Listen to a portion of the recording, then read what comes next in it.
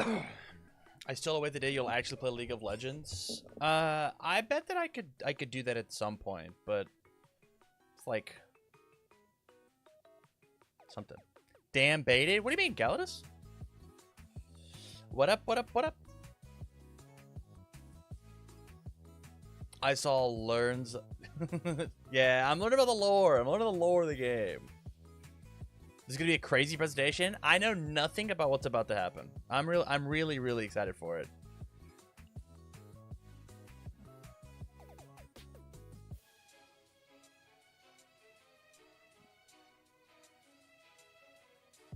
I'm here for Pippa, as you should be. Here. This is what I want.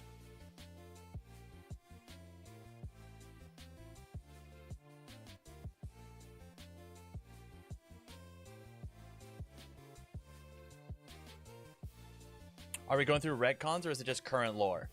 Here's what I've asked for. Here's what I've asked for. I have asked for, hey Pippa, I know nothing about League of Legends and I'd like to know the lore of the cards that I'm playing with. Can you explain to me the lore of all the set 1 cards? And she was like, that seems really hard, but I'll give it a shot. There it is. So what is this going to be? I ain't got a clue. I ain't got a clue.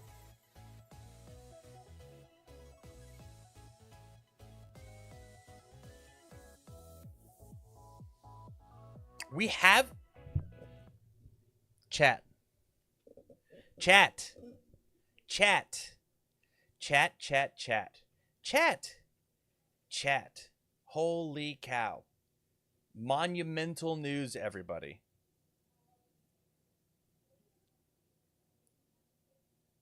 Monumental news. Edit stream info. Category. Riftbound. Done. Insane. Major Armor, thank you for the follow. I appreciate that. Insane, ladies and gentlemen. Insane. We've had universes. We've had universes for so long as a card game, and I've been told multiple times, guys, card games can't have channels on Twitch. I'm very excited that I now get to have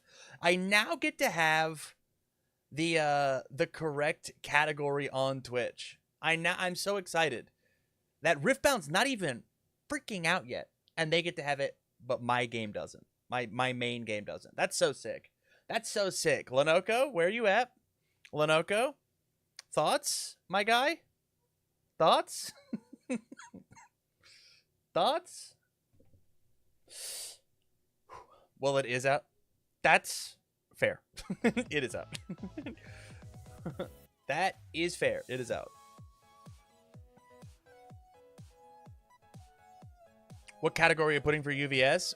Currently, the category that I'm putting is TMNT Shredder's Revenge. is what I'm currently putting. That's what I'm currently putting for universes. I'm gonna go drop this link in the Facebook and see if anybody gives a shit. But Shredder isn't in the set. I know. That's what makes it hurt even more. I want it to hurt.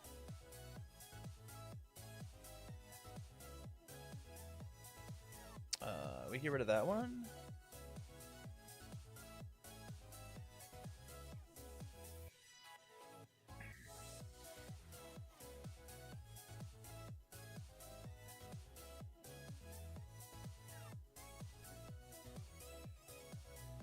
Now we're waiting for the now we're waiting for the TMNT fans. Yes, yes, that is the goal.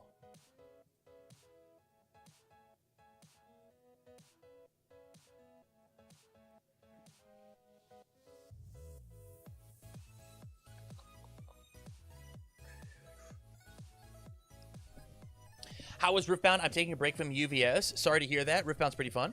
I know some people looking at Riftbound might consider getting it into with them. It's very fun, Sean. I'm enjoying myself. I'm not very good at creature-based games or like unit-based games. Like I'm not very good at it, but I'm enjoying myself enough that it is enjoyable. The biggest thing Sean, is if you can find product, you should play. That's the full stop. If you can find product, you should play. Otherwise, I think it's going to be a little tough. It could be a little tough.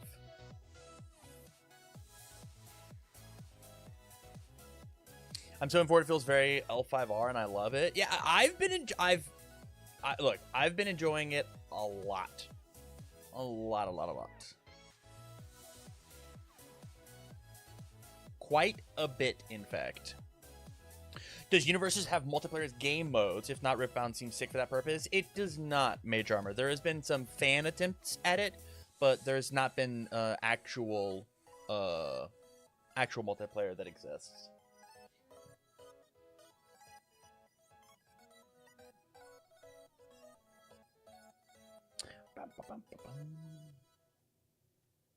Let me close out some of these here tabs. Make my computer run a little bit quicker.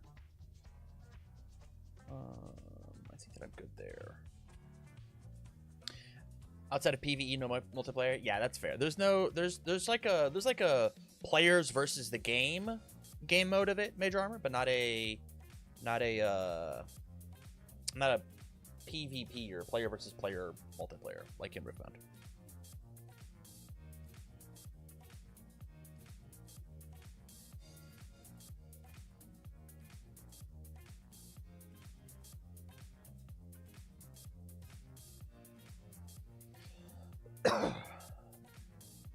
Yo, what up, Broden Gaiden?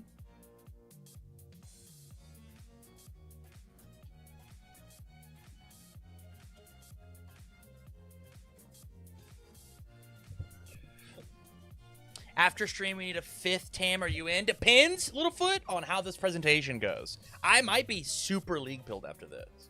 I might be so league build.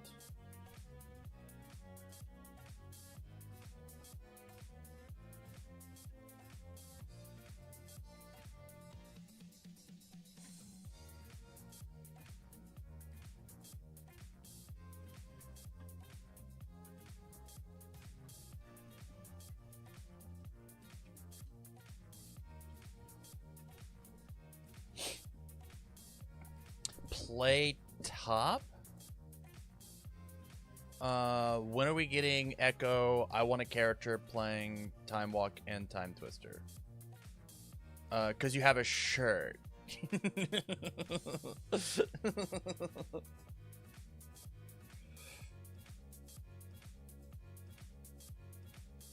very funny.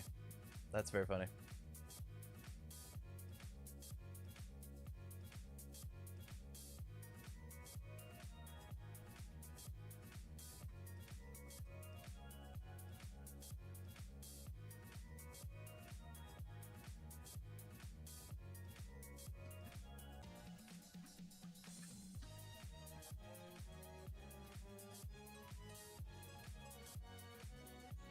I stand by the question. I didn't clarify game system. Yeah, Barrett, when's Echo coming to Universes?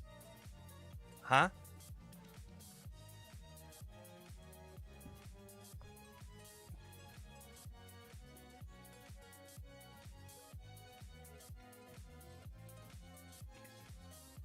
Echo is the first one you'd want. Me personally, I don't know anything about that kid. I ain't got a clue. I'm gonna learn about it today. I think. I think. I can imagine. Chad, I've got a case tournament for Universes this weekend. What do I play? I don't think it can be Pony because Rebby's gonna be using all the Raphael cards. Hawks, 100%. Okay. Pony. Can't do that one. Zeke 1. I'd rather play Zeke 2. But Zeke is an option. I could see myself playing Zeke. Chat, I went on a fever dream last night of making Caleb work. Zeke 1's cool though? Nah. Reiner 2? Maybe. It also could be that I run back Jester. We just like bring her back from the grave. Do you know that Jester now gets Frog? I put +3 damage on all my moves. Jester can actually kill people now with these spells.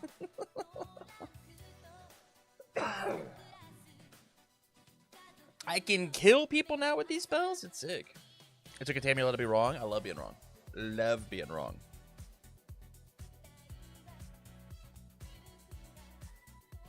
Jester's still sick? Dude, I agree. I agree. Honestly, Rhino 1 is a deck, real deck into people not playing hate cards. I agree. I took Rhino 1 to Gen Con and I like ruined people's fun. It was dope. Okay.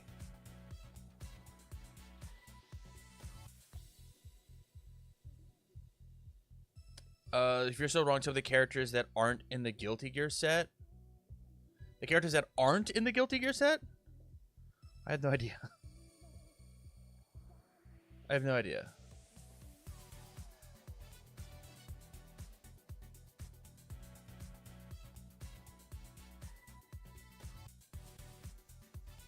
I've been in Universes.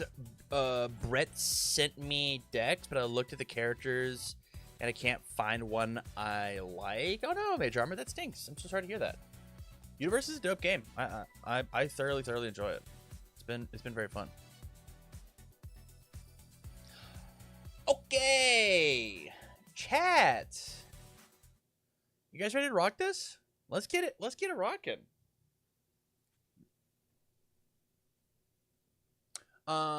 Let's get it rocking. I'm gonna jump into the call with Pippa. We're gonna get things all set up for you. We'll get it happening. What up? Yo, what's poppin', gamer? Hello. Nothing much. It's good. Let me watch stream make you big. And then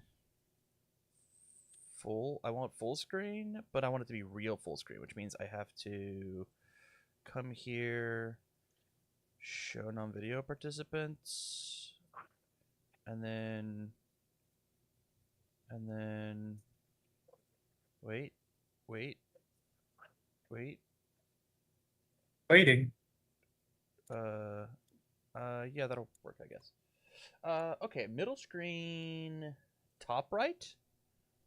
Yeah, and then make myself a little bit smaller.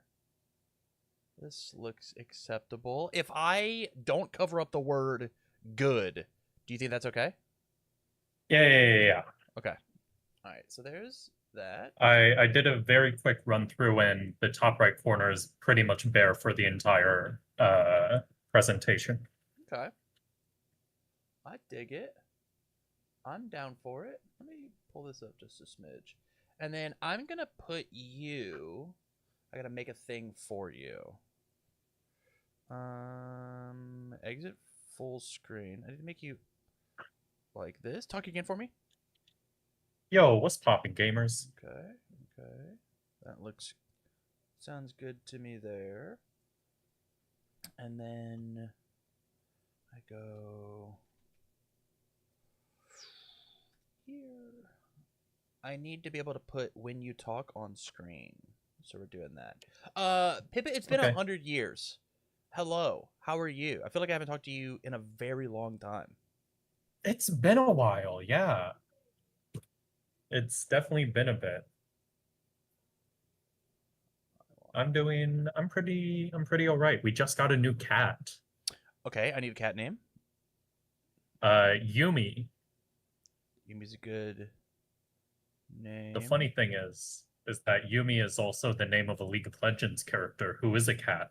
Oh, okay. You might eventually see Yumi in Riftbound. It all comes together.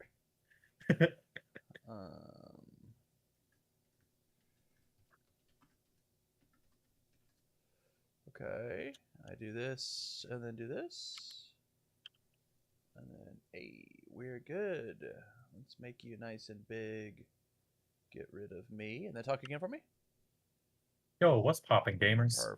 Perfect. Yeah, so now you're on the stream. Chat says Yumi is the worst League of Legends character. They're not wrong. Yumi is one of the characters of all time. Okay. All right. Okay, so here is the deal, everybody. I've officially hit the record button. I asked my mod Pippa, who I know from playing Universes. Riftbound is coming out. I'm playing Riftbound, and I was like, "Hey, can, who knows the lore of League of Legends?" Because I'm seeing all the and I'm looking at all these cards, and I'm like, "Whoa, Jinx and Darius and Volibear are cool. They're neat. I like Volibear because he's a big ass bear." Yeah, And Volibear is cool. I know nothing else. I know nothing else. Um, and like, there's like people on some mountain that are like really big. Like, what's the mountain look like? What's that? All that looks dope and cool. And so Pippa has put together a presentation for me about League of Legends, and the lore in relation to Riftbound. I'm really excited. Yeah, I'm also very excited. Are you ready to jump into it? Yeah, let's jump in. Let's do it. All right. So, first off, for some context, I'm going to be covering the world at scale. We're not going to get super into the nitty-gritty, but I'm going to introduce you to the important places and societies throughout the world to give you a sense of like who these characters are in the world that they inhabit.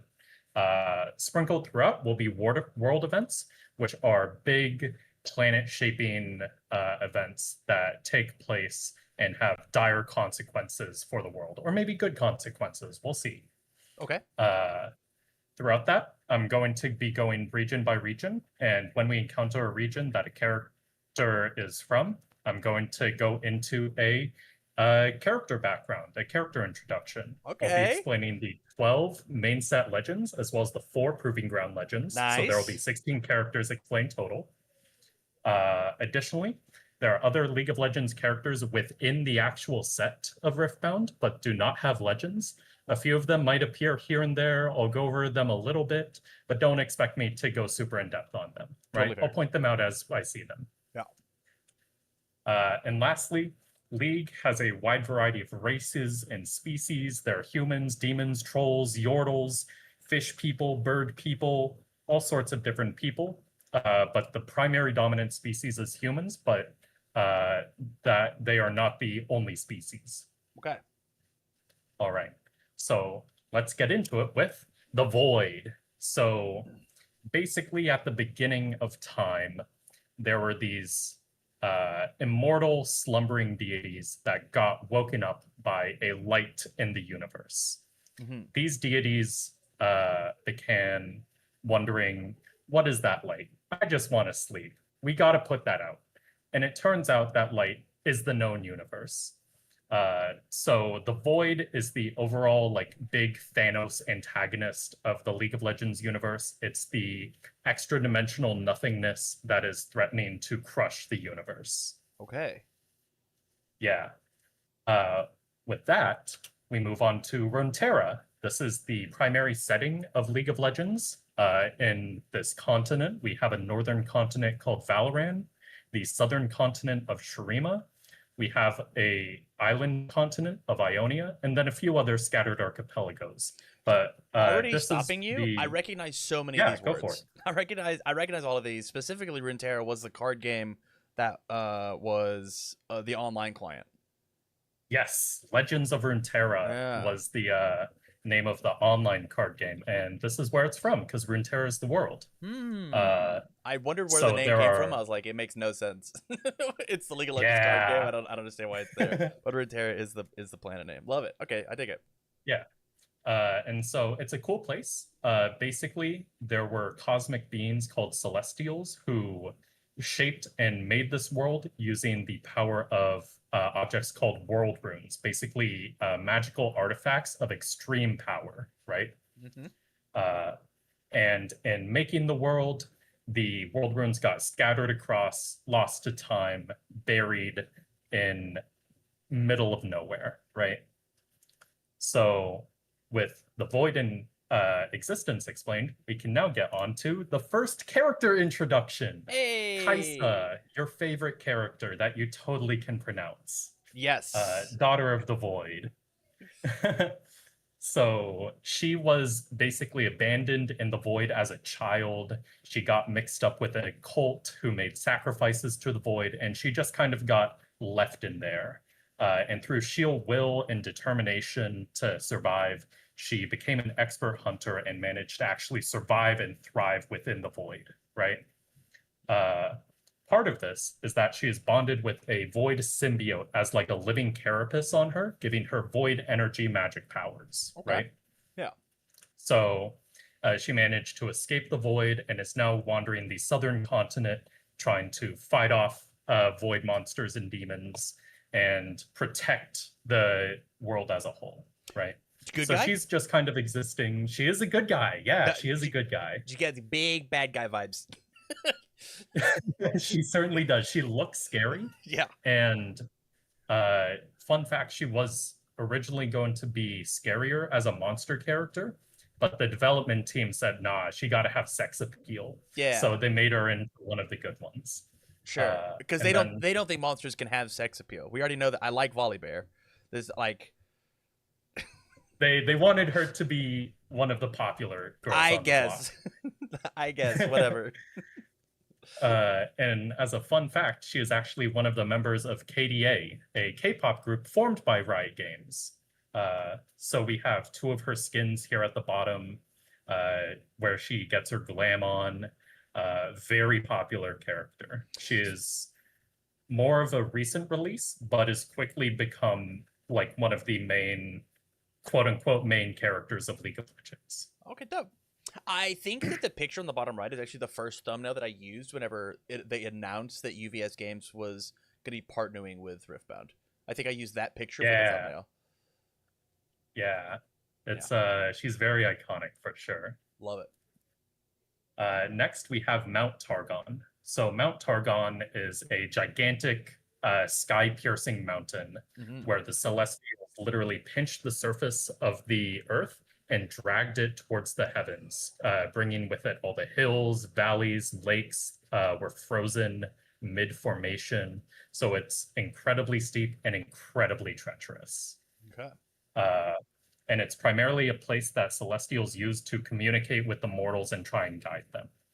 In the modern day, it's mostly inhabited by a tribe called the Solari, a tribe who worships the sun. Opposed to them is a secret tribe of Lunari, who instead worship the moon, and there's kind of a religious war between them, forcing the Lunari into hiding. The Lunari know that the only reason the moon shines is the sun, right? Like they get that or not? I don't know if they get that. Okay, that's fair. It's again, more names I recognize. Solari is inside of Riftbound. I've played those guys, so I'm in. Okay, I'm in. And one other big thing is that the Celestials can effectively bind their power onto a mortal and ascend that mortal to become a celestial aspect. So an example right here is Tarek, who is within the set, but not an actual legend.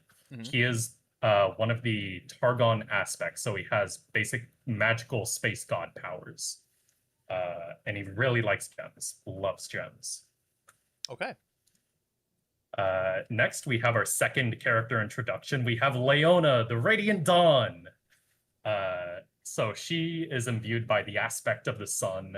So she is quite literally the sun fueled god on the mortal realm. And she's a holy Solari warrior. She is raised with strong faith, but she befriended another student named Diana, who secretly believed in the Lunari. Eventually, Diana sought to ascend to Mount Targon. Leona chased her. They met at the peak and both ascended, becoming opposing aspects of the sun and moon, and now are caught on the opposite side of a religious war. Yeah. Tragic. She's pretty hardcore. She's kind of like your stereotypical like sun holier than thou paladin. Sure. But she's really cool. And as a fun fact, when a team wins,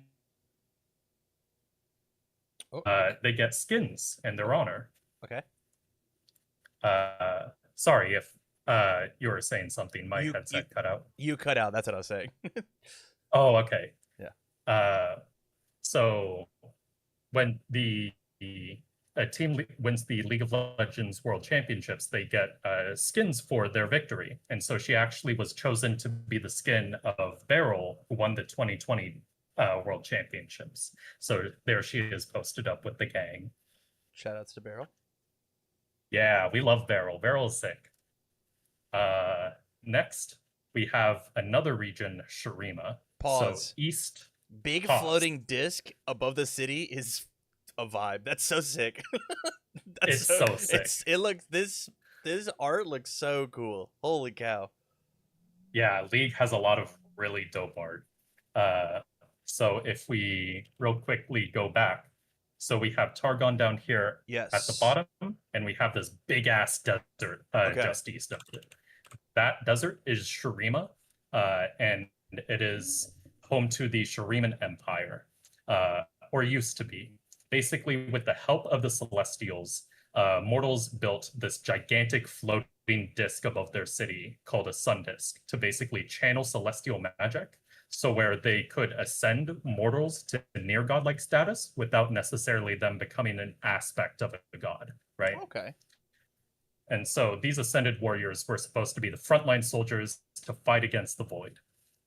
Unfortunately, a little oopsie whoopsie happened due to characters that are not currently in the game and will likely be the focus of a set in the future.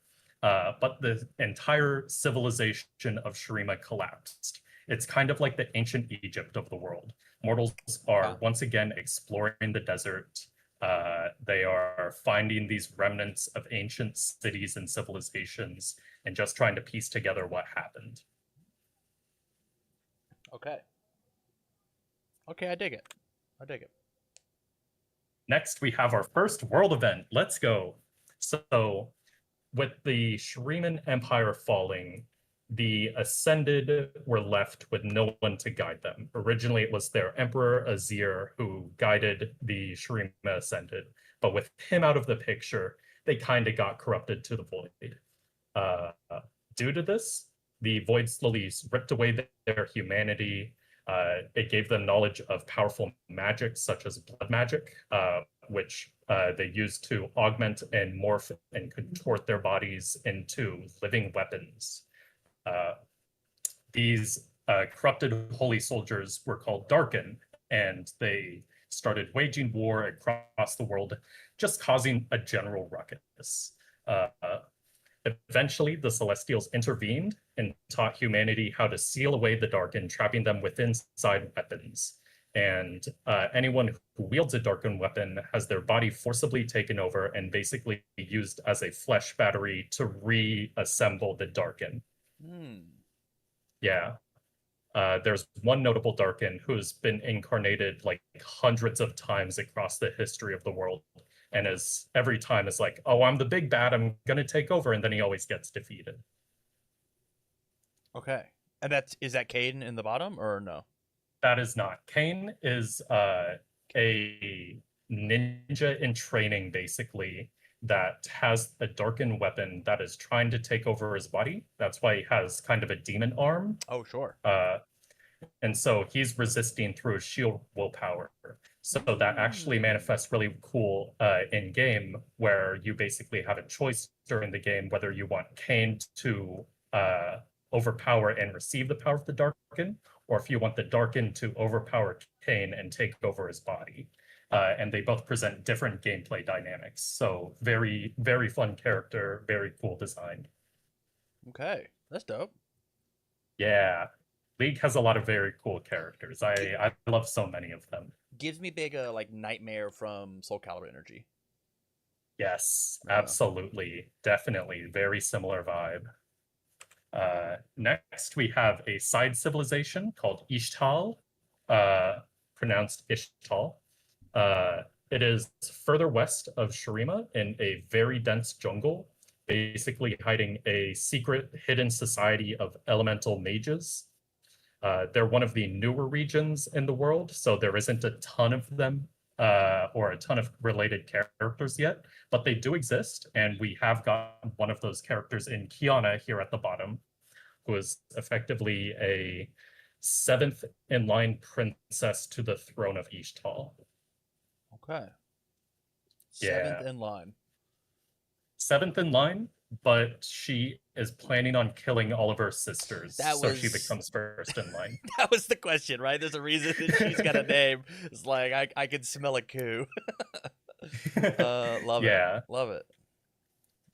Okay, bet. Next, we have moving northward between the two continents. The North and South continent is the civilization and city of Piltover and Zon. They are a self-contained city-state, and they're basically steampunk cities nestled between the North and South continents. The big feature is that there's the Piltover, which is built on the sea level effectively, and then there's a gigantic ravine that has all been built out and expanded into an entire undercity. Hmm. Yeah, and notably, this is the setting for hit Netflix original TV show Arcane, uh, which kind of explains the whole origins and storyline and characters within this region. The biggest thing to note is that it is the hub of technological progress in the world. They've invented guns, rifles, they've invented warp technology and hex tech machinery, which is a fusion of magic and technology. Okay. I've And then we, watched like 4 episodes of Arcane season 1. I was watching it with Andrew Holder yeah, you via mentioned this. Discord, and then one day I got busy and we never came back to it. So I just was like, I was watching with Andrew. I'm gonna finish with Andrew, and then I didn't. So I guess I'll have to You just should, do that. yeah, you should hit him up. Yeah. It's a really good show, and it explains a lot of the characters that you're going to see, Okay. such as Jinx, the loose Hey. cannon. So she was kind of born in the Undercity slums, that whole ravine city that we're talking about. And her childhood years were tumultuous to say the least, eventually leading to her getting taken in by a revolutionary who was fighting for independence for the Undercity. Okay. In the present day, she has joined that independence and is a rebel fighting for the independence of Zon. And fun fact, she is one of the main characters of Arcane. So if you wanted a lot more background on her, I'd highly recommend that. But as a bonus fun fact, when she released in 2013, she debuted with a music video titled Get Jinxed, which went omega viral, has 146 million views, and is a ton of fun that I am pretty sure I'm not sure I can play due to Copyright. copyright. Yeah. Let's just we'd nuke the YouTube VOD. Yeah, that's fair. Um, Revolutionary is good guy. Good guy. Good guys. Arguably good guy. Second character in a row we've had good guy. She's a kind of a good guy, but she's also kind of a terrorist. So Okay, kind of a terrorist. She's on the kind of a terrorist terrorist. line. She's Yeah, some amount of terrorist points. Okay, all right. yeah. So she causes a lot of mayhem. Her biggest feature is that she's a big engineer, so she has all sorts of different guns. She has a minigun, a shock pistol, a rocket launcher. She uses grenades. She's has quite the armory. Okay, I dig it. Next, we have Victor, Herald of the Arcane. This is another one of the Arcane characters. He's born in Zon, the Undercity, and he is crippled from a young age.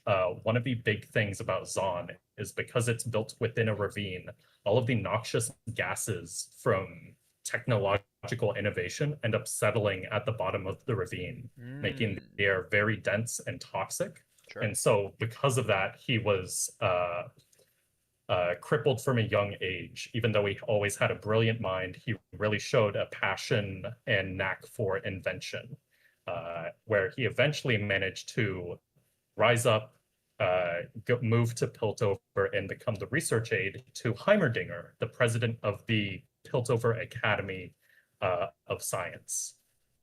There he befriended another student named Jace, another arcane character, and is actually one of the pioneers of the hex tech technology, the fusion of magic and technology. I can't get into a whole lot more because of arcane spoilers, but Okay. things happen. A Okay. lot of things happen. You'll see Victor from Riftbound and then see Victor from Arcane and be like, what happens? What goes on here? Uh, so I won't get into too many spoilers, but I will say he used to be the Herald of Machines, but Riot actually had to retcon his lore due to the success of Arcane. Okay. Yeah. Interesting. Okay. Notably, one of his big tenets is improving the lives of humanity through technology. A very telling scene about his character is that he learns that some of his technology might be used for war implementations, and he just has a gigantic fit about that, about how he's trying to help humanity not hurt it. So, progress through innovation. I dig it. Okay. Uh, Next, we have Noxus. We love Noxus. What do you know about Noxus, if anything? I know Noxus are the ones that when in the game it feels like they're like the Legion people. So when like you got to play two cards, Yes. which means then they feel aggressive. Like I want to like push and move and take over and like aggressive. Absolutely. Darius? Is that Yes. Yeah. We will be getting to Darius. Okay. You're Crushed it. spot on. Crushed it. Noxus is a very imperialist empire. They're always looking to expand their borders. They're always looking to conquer neighboring villages. And one of their tried and true sayings is kill them until they are family. Because Noxus values strength above all else.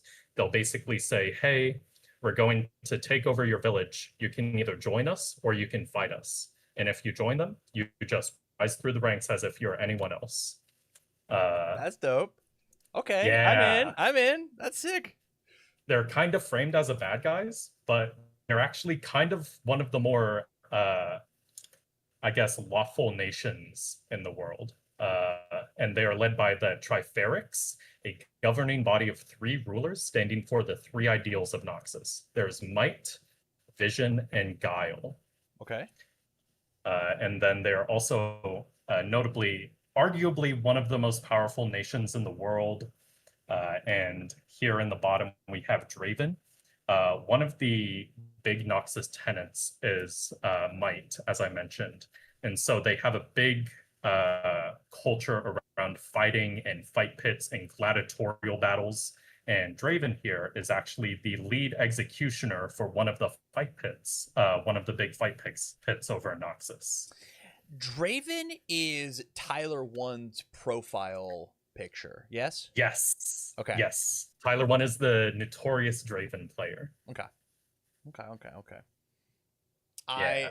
I don't really watch League content. I understand League enough gameplay wise to like watch casually and be like, okay, I know what's going on. The people at the bottom Yeah. gotta get to the top. The people at the top gotta get to the bottom. You got whatever.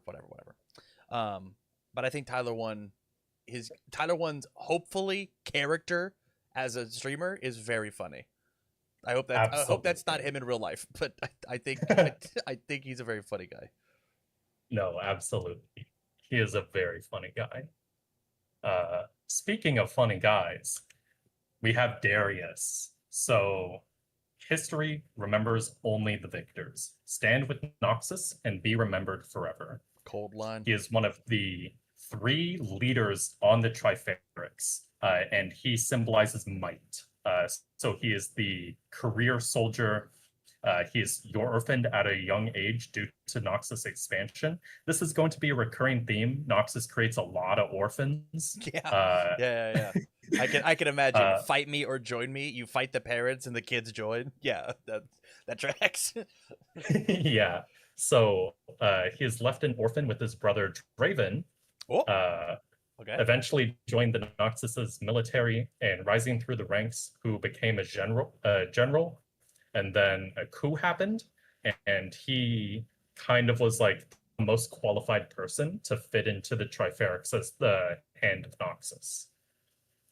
Uh, as a bonus fun fact, his ultimate, he has a gigantic axe that he basically dunks and kills the opponent, splits them hot dog style from top down. Hot dog style is wild. And so he actually got a Dunk Master skin where he has a basketball and just dunks people due to how popular of a meme it was in the community. That's very funny. I love it. Yeah. That's cool. That's cool. Next, we have Annie, the Dark Child. So she was born with innate magic, but she also bonded with a demon called Tibulk, who manifested, and she manages to keep control and contained within her stuffed bear named Tibbers. Eventually, things happen. She becomes an orphan, not because of Noxus things, I will say that. Okay. She is not an orphan because of Noxus. She is just an orphan because of other circumstances. Yeah. But she is eventually captured and taken to the Ravenbloom Conservatory, basically a Noxus-run prison camp for children with magical abilities to train them and raise child soldiers, basically. Love that. And you said these aren't the bad guys? They're not the bad guys. Noxus, they do some bad things, but they're not the bad guys. Okay, hey, trust me. Just all right. We're here first. Child soldiers, not the bad guys. I'm in. I'm here for it. And so she eventually escaped the Ravenbloom's conservatory and is now just kind of wandering the countryside. We're kind of waiting to see where her story takes off next. And as a fun fact, her bear Tibbers is actually named after the girlfriend of one of the co-founders of Ride. Okay. Well, that's cute. Yeah. And She's so pretty cool. Her association with Noxus is that she got captured for a little bit and then left. And there's like she lived in Noxus, like Noxus territory, sure, and became an orphan, got captured, and is now just in the Noxus territory. So she's like Noxus by association, but not necessarily much else, right? Okay. That's just where she lives. Okay, I dig it. Next, we have another world event. Okay. Remember those world runes that used to form the world? Yes. Eventually, they kind of got found by people, and it's imagine a bunch of like primitive tribes holding the power of nukes in their hand. Mm-hmm. It led to a very tense political situation within the world, with people threatening to use world runes against each other, and eventually war broke out. There's like nukes being set off all across the world, and very few people managed to survive it. It is a gigantic world-spanning cataclysm. But on the good part, after the war, the world runes were lost once again. So there aren't any more magical nukes floating around for the most part. Okay. And I will add a note. The end of the war marks the date 0 on the calendar. So we are kind of like, this is all in the past. BC. Yeah, exactly. Right. At 0. Okay. Question about the runes.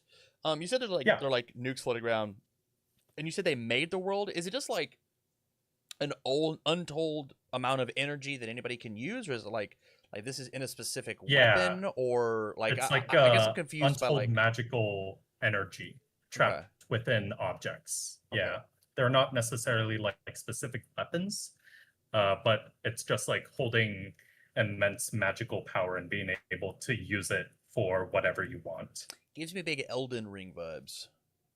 Yeah, a little bit. Yeah. Okay. Next, we have Demacia. What do you know about Demacia? Are these the good guys? They look like the good guys. It looks like we're out here. We've got like a presentation. You know, there's like a group of people, and I love me a good full plate mail, bright skied night. Oh, look at the two guardians in the background of the picture, like full helm, big ass sword. That's it. That's an aesthetic. I'm here for it. You'll love Demacia then. It was founded on the westernmost edge of the northern continent. Is founded after the Rune Wars. Basically, there are people that were so terrified of magic and what it could do from the wars that they founded a new civilization completely based on the premise of no magic is ever allowed, right? Oh, okay. Uh, All right. Instantly the bad guys. Instantly the bad guys. Oh no. So if you're found to be a mage, you were either imprisoned or killed. Perfect. How And cool. a notable technology they have is they augment their city and weaponry with petricite, basically a magical material that suppresses and stores magical energy. So if you were a mage in a petricite prison cell, you wouldn't be able to use magic because it's getting suppressed by all of this substance making your prison cell. That's cool. Uh, Intelligent for the bad guys. Intelligent, yeah. And they also have a kind of a military police called the Mage Seekers. They are a military police. They just kind of go around the countryside looking for mages, rounding them up, doing bad things to them. It's funny. I based my last long-term D&D character on this exact concept. Very funny. Whoa, Yeah. yeah. Uh, You go. I will not go into details about my Dungeons and Dragons character on the League of Legends League of Legends presentation. We won't do that, but it is cute. All right. Yeah. But other than the whole hating mages thing, they're a pretty cool society. They're very honorable. They value skill and combat, but not necessarily the ruthlessness that Noxus has. Notably, we have Fiora here. She is the expert duelist. She's like the #1 ranked fencing duelist in the entire Demacia. And that's kind of her thing. She's just really good at fighting. Now we have Garen, the Might of Demacia. Okay. So he is born into nobility. His family leads the Dauntless Vanguard, which is kind of like the King's Police. Not the King's Police, but the King's Guard. Sure. And he is expected to eventually rise to that title as well. He grew up following Demacian ideals. He's a model soldier. He eventually rose to the rank of Sword Captain of the Dauntless Vanguard. He's very loyal to Demacia, and he's just kind of like a cool paladin guy. Okay. He also spins very fast, and he has the Johnny Bravo dance. I like cool paladin guys. Good guy? He is a good guy. He seems like a good guy. He is a good guy. Does not look like anything bad going on. He's kind of like he doesn't like mages, obviously. He's born in Demacia and raised to with their ideals. But he doesn't necessarily like hate them with the fervor that a lot of Demacians do. He's kind of like, hey, these people, they're maybe not so bad. Obviously, they can do bad things, but maybe the people themselves aren't too bad. Sure. Okay. Yeah. Next, we have Lux, the Lady of Demacia. So she was also born a Crown Guard and is the sister of Garen. Now, wait. She's the Lady of Demacia? Her whole deal is that she does spells. So that's the thing. She's a secret mage. What? Right? She was born into a royal family and discovered at a young age, oopsie, I have magical powers. So she has to still be a noble and follow Demacian ideals, at least on the outside, while also hiding the fact that if she was found, she would be imprisoned and her entire family discredited. Dang. Yeah. I will say, as the fun fact, she is one of the faces of League of Legends with 22 whole skins. Okay. And some of them are a lot of... whenever Riot wants to sell a skin line, they usually include her. They have a magical girl skin for her. They have basically My Hero Academia Lux in a skin universe where it's a high school for teens with superpowers. And then they also have Elementalist Lux, which is actually 10 skins in one, which you can basically pick and choose which skin you want to use throughout a game. She is very shiny. and she's pretty cool. She's a secret mage. Misplay says, pretty sure I have like 18 of them. I don't think you could waterboard that out of me, man. I think that's crazy. That's crazy. I have 18? 18 of 22? That's a tier 3 right there. Yeah. That's nuts. Holy. Next, north of Demacia, we have a big, expansive mountain range Can we called pause? the Freljord. Can we go all the way Yeah. back to the main map? I want to take a peek at it one more time. All the way back. Yeah, go for it. I just want to. Yeah. Okay. So you've gone to Demacia Targon. and Noxus are kind of far away from each other. They don't beef, right? Because it feels like they would beef. They do beef. Okay. Noxus is always trying to expand their territory, so they've launched skirmishes up until the Freljord, up until Demacia. They're even expanded down here towards the southern coast, and they're kind of cut off from Piltover and Sun due to a mountain range. Sure. But they are always looking to expand their territory. Okay. Chat, he doesn't know. Chat, he doesn't know. You just have to trust me. He doesn't know. I don't know. We'll learn. You don't know. Okay, dope. Okay, we can go back. Thank you. You're good. So we have Demacia, Lux, the Freljord. So this is the big north. It is a gigantic, harsh tundra environment, very rocky and mountainous, very difficult to traverse. And it is primarily ruled by 3 competing tribes: the Frost Guard, the Winter's Claw, and the Avarosans, who each hold different values in terms of progress and society and what they should be doing in the world.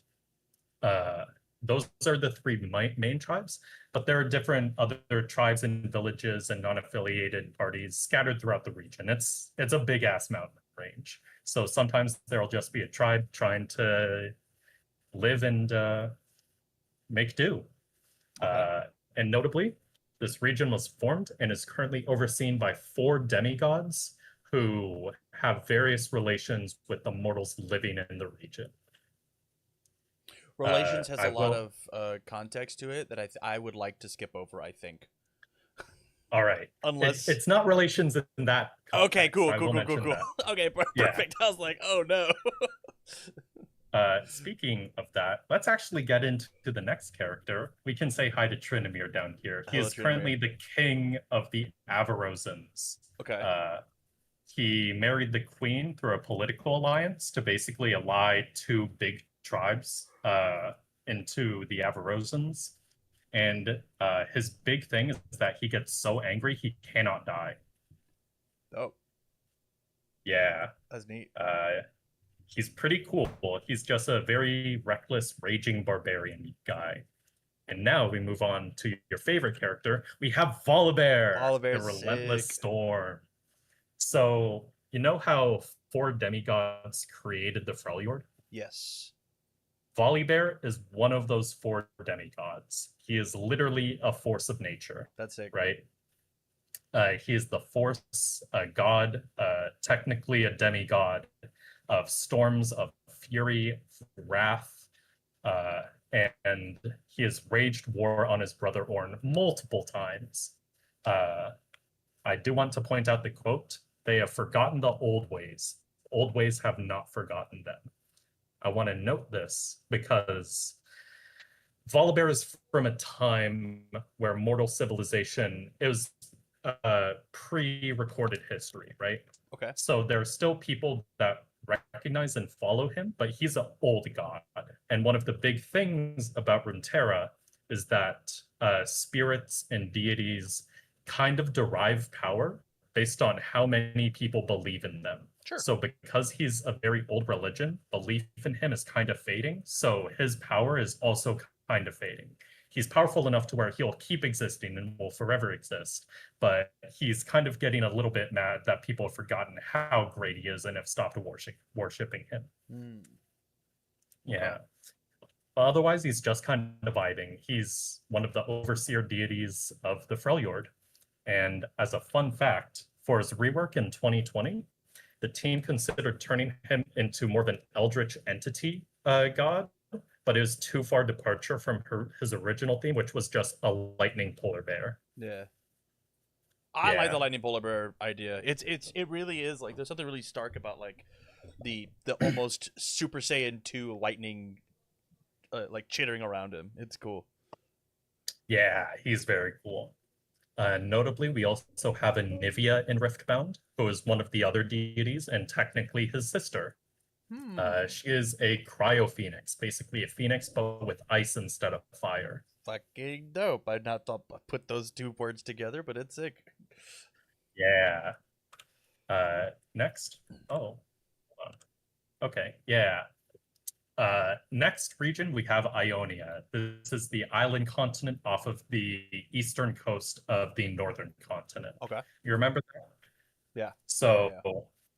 it is a highly magical region. The land is infused with magic, and people coexist peacefully with the land. For example, if you wanted to build a house, instead of chopping down a tree for wood for your house, you would just gently guide the tree into the shape of a house, and it would form it with you. Bad Uh, guys? Good guys. Good Ionia's guys. good Good guys. guys. Good We guys. love Okay. good guys. Uh, they're very Asia coded.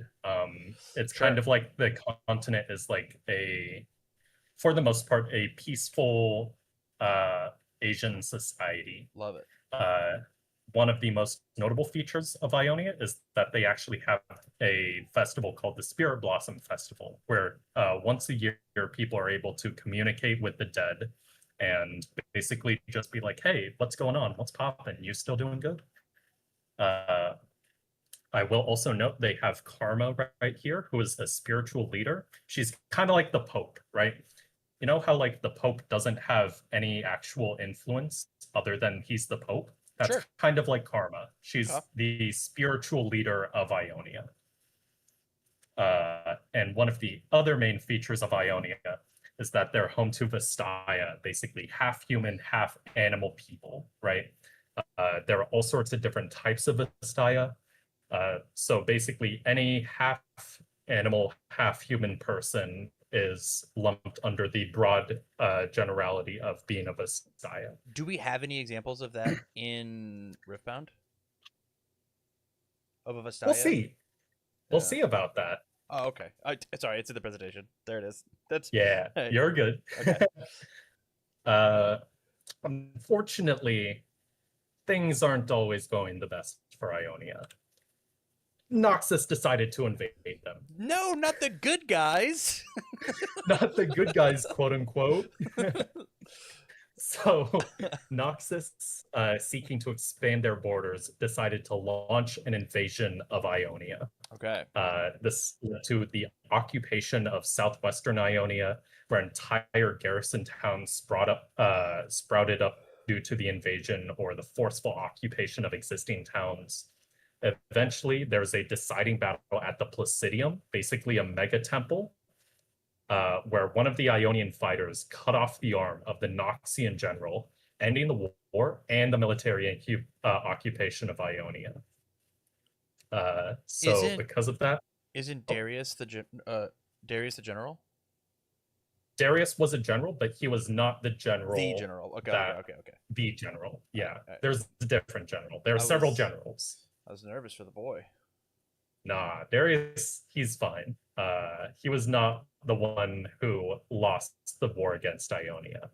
But now Ionia is recovering. Their land has been ravaged, their people slaughtered, and Noxus has kind of retreated and started licking its wounds. Now, I want to bring up this world event now because this is the central conflict in many Ionian characters' stories. Okay. So you'll hear this event referenced many, many times, such as with Yasuo, the Unforgiven, Yeah. the Okay. kid. Yeah, this guy's dope. I like his hair. Yeah. So he is raised with his half brother Yone, where he's trained from a young age and eventually caught the attention of Elder Soma, the leading sword master at the temple he is taken in at. Eventually, Noxus invaded, and the invasion grew closer. So many of the warriors at the temple were forced to leave and go fight against the invasion, including his brother. But Yasuo was tasked with staying back and guarding Elder Soma, right? Unfortunately, when the fighters got back to the temple, Elder Soma had been killed, Yasuo had fled, and it forced Yone, his own brother, to try and hunt him down to bring him to justice. Tragic. Unfortunately, Yasuo had been framed and was actually innocent. Good guy? Yeah. Good guy. Good guy. Very good guy. Okay, all right. Yasuo, good guy. Didn't murder Elder Soma. Yeah. Eventually, he and his brother clashed, and unfortunately, Yasuo kinda ended up having to strike him down while continuously proclaiming his innocence. Less of a good guy. I mean, when your brother's hunting you to the death for a crime you didn't commit. I guess. I'm just get a beer or something, you know? Like, yo, hey, chill. Yeah, can we talk it out? Yeah. But he's kind of just a wanderer. One of his alternate titles is Yasuo the Wanderer. And as a fun fact, he's part of the band True Damage, another band from Riot Games. Riot has several bands, and he is the DJ for one of them. Okay. Yeah. I dig it. Yeah. I love the like in-world universe, and then like Riot is so down to like use the master hand from Super Smash Bros. To yank this character out and be like, hey, DJ now. and then grab him and put him back. Yeah, he's very cool. Now, I have a special treat for you. Okay. You've done such a great job participating and listening to the presentation so far. We're going to watch a little video clip real quick. I'm in. It'll be about 90 seconds, okay? Okay, I'm in. This is a 10-minute video, okay? Is there supposed to be volume? Yes. There is no volume. I will make sure that I'm not muted on my end. Stream is volume. that better? No, I cannot hear it. I think you might have to stop sharing the window and share your whole computer or your whole screen. If that makes sense. Okay. Can I get 5 seconds? Yeah, for that take 5 real seconds. Quick? Sure. This has been an absolute blast so far. I was so nervous. You're like, and now there's a quiz. Like, oh no. There might be a quiz later. Oh, I hope not. Actually, I think I would nail it. This is very good. This is, and I'm enjoying the lore. I actually think like so far, I think that I am I'm really I think that I could enjoy more stories in this setting. Which I'm excited for because I know that like, there's like, I don't know, 6,000 League of Legends champions that I'm sure each have their own 171. That's basically what I said. Like, they just had like they just made like a whole ass dragon. Was that the most recent champion? A little dragon guy? He came out last year.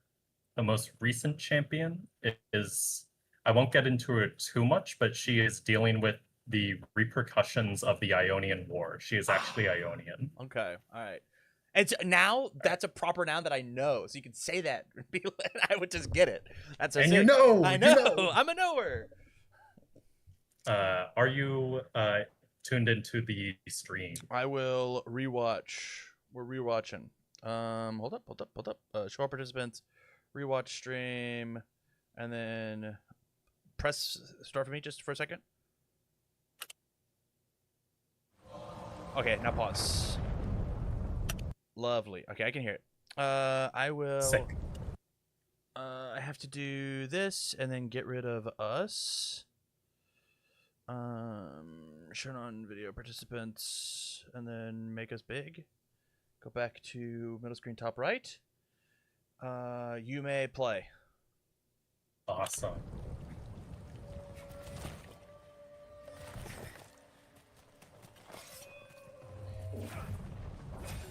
The fight? The clash?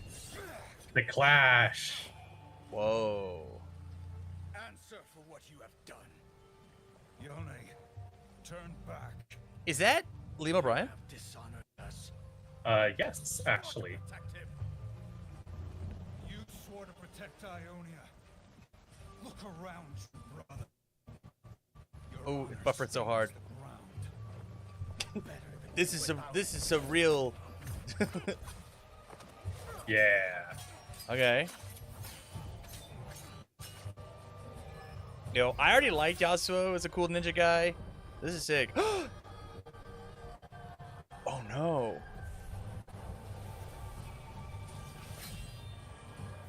Second sword? Yeah. Cool. This is his real sword. His cool wind sword. Yeah. Whoa. He has wind powers. I don't know if I mentioned that. Okay.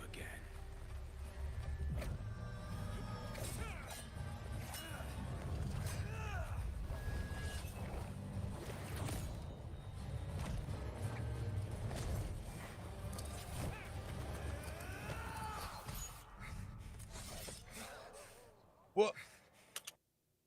It was all a dream. Wait, so he didn't fight his brother, or he did? He did fight his brother. That's him remembering in a dream Ah, okay. But and that was having sick. to kill him.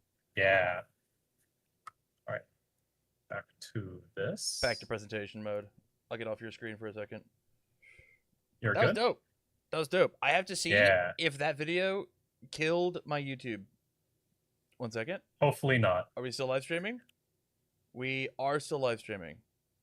Okay, dope. Sicko mode. Nervous. Let me know whenever you're ready. We're back. Yasuo, the Unforgiven. So Yeah. he woke up. He woke up in the town. What was the town that he was After in? killing his brother. Just one of the towns. An unnamed town in Ionia. Ionia? Okay. Yeah. He's kind of wandering the countryside now. He has started adventuring into other regions. Mm-hmm. He notably has ventured into Shurima and took on an apprentice there. And has ventured just all around the world. He's just kind of wandering now, searching for a new purpose. Okay. Next, we have Lee Sin, the blind monk. Do you like Lee Sin? I think Lee Sin's dope. Lee Sin's pretty cool. What a great trope.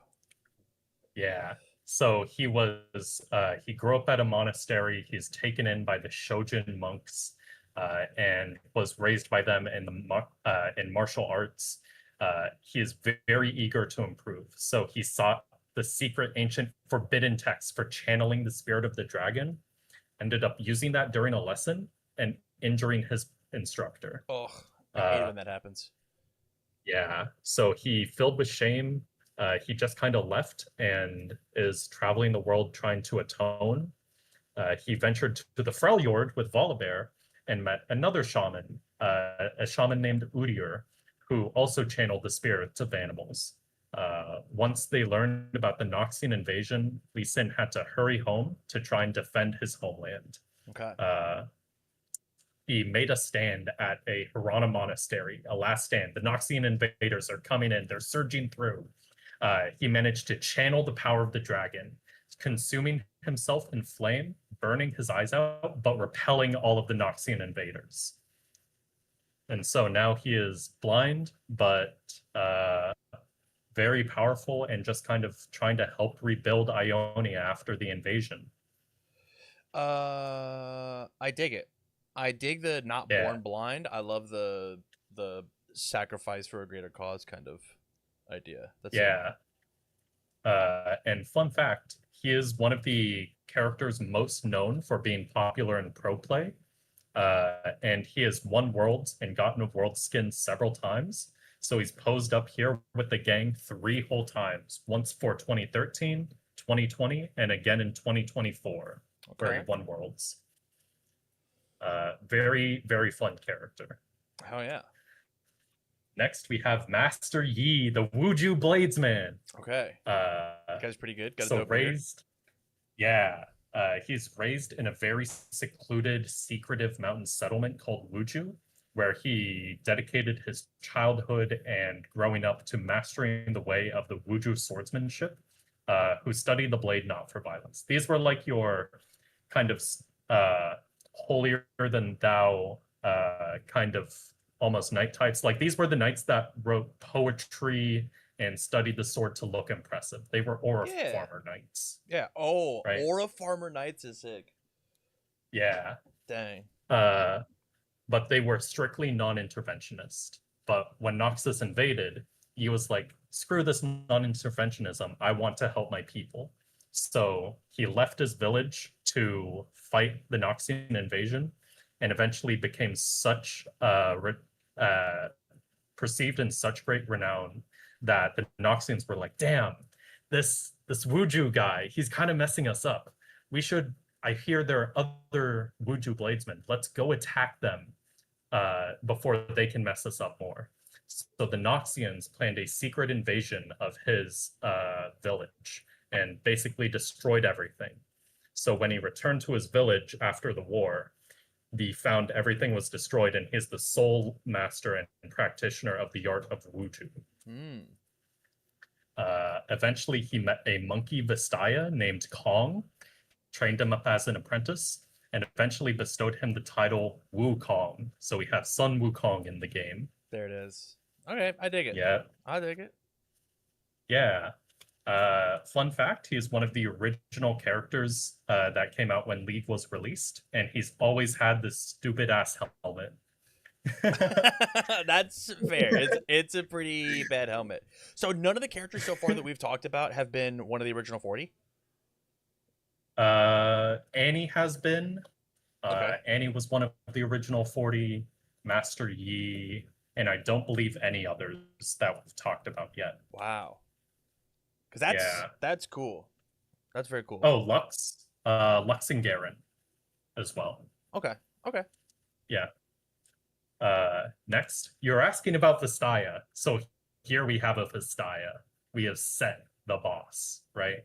Mm-hmm. So when the Noxians invaded, they set up all these towns, and they brought Noxian culture with them. Part of that was they established fight pits in the towns they did control just for fun, for morale, right? Soldiers can fight each other after a shift and get some stress out, right?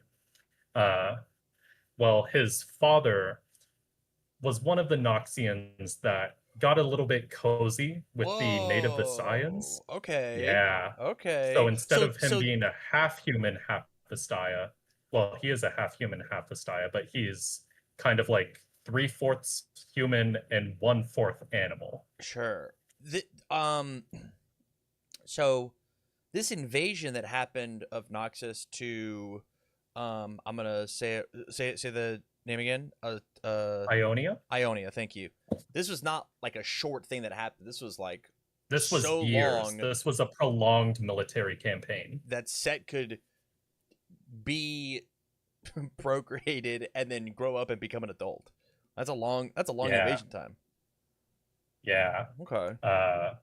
So he's born half human, half Vistaya, and unfortunately, once the invasion ended, his father disappeared, leaving him alone to take care of his mother, and he is outcast by both the humans and Vistaya for either being not smooth enough or not furry enough to fit in with either group.